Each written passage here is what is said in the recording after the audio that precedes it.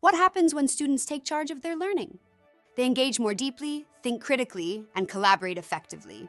Welcome to our session on fostering student-led discourse. Today, we're exploring how to amplify student voices by fostering and facilitating student-led discourse in the classroom. Think about a time when a conversation taught you something new. It happens often, right? Shouldn't we replicate that magic in our classrooms as often as possible? Research consistently shows that student talk drives powerful learning. With an effect size of 0.82, researcher John Hattie identifies classroom discourse as a high-impact strategy. Other researchers have shown that structured conversations deepen comprehension and promote collaboration with peers, and that academic discourse ensures equitable opportunities for all students to contribute and learn. One of the easiest ways to foster student discourse in the classroom is through a turn and talk moment. Turn and talk is a simple, powerful strategy where students pair up to discuss a specific question or topic. It's a low-stakes way for students to articulate their thinking, actively listen, and learn from one another. Let's be honest, a lot of teachers utilize turn and talks as a go-to routine in the classroom. However, the majority of turn and talks observed in classroom walkthroughs are not entirely effective. The trick is in the planning and strategic use of protocols. Let's consider a scenario in a K2 setting. After a read aloud of The Very Hungry Caterpillar, a teacher asks, "What do you think the caterpillar learned about eating too much?" But before she lets students turn and talk, she reminds them of the peanut butter and jelly protocol.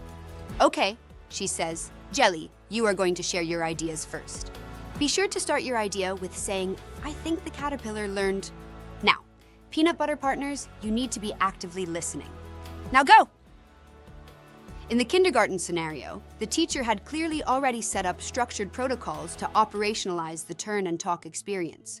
Research confirms that providing structured protocols, such as preset roles and sentence stems, ensures that all students can participate in student discourse effectively. To get started, teachers should be as explicit as possible with roles and expectations. Anchoring those expectations with a classroom visual helps reinforce desired behaviors every time there is a turn and talk experience. Let's consider another scenario. In a 5th grade science lesson on ecosystems, a teacher poses the question, "How do plants and animals depend on each other?" She structures the turn and talk first by saying, "I am going to give you a card with a specific ecosystem named. I want you to come to consensus with your partner about an example from your ecosystem that is evidence that supports your answer to my question. You will have 2 minutes to discuss before we share out as a class. Now go!" Planning is critical in ensuring the turn and talk moments are intentional and meaningful. In district walkthroughs, many turn and talk moments have been observed, but often they occur spontaneously without planning.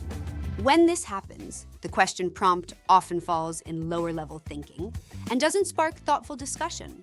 Teachers who capitalize on strong planning practices and utilize curricular resources, like the iReady discourse cards, often yield richer, more meaningful peer-to-peer discourse in class. One turn and talk protocol that often we see in classrooms is think, pair, share. Unfortunately, the think portion of this protocol is often left behind. Let's consider a high school American history classroom. The teacher poses the question, "Why was Martin Luther King Jr.'s I Have a Dream speech impactful and timeless?" Then the teacher says, "Take a minute to think through your ideas and write them on the Post-it note on your desk. I'll give you 2 minutes to capture your thoughts." After 2 minutes, the teacher says, "Now stand up, pair up with a classmate, and share your ideas. Make sure you justify your answer with evidence. I'll be listening. Now go!" To make turn and talks a success, it is important to create a safe, structured space for student discourse. This is where they will develop critical, academic, and social skills. However, if we don't monitor discourse, it likely won't be productive. Teachers should always circulate, listen, and debrief the turn and talk, clarifying misconceptions and consolidating learning before moving on. As you plan your next lesson, think about where turn and talk might fit. What questions will spark curiosity and discussion? How will you support every student to participate?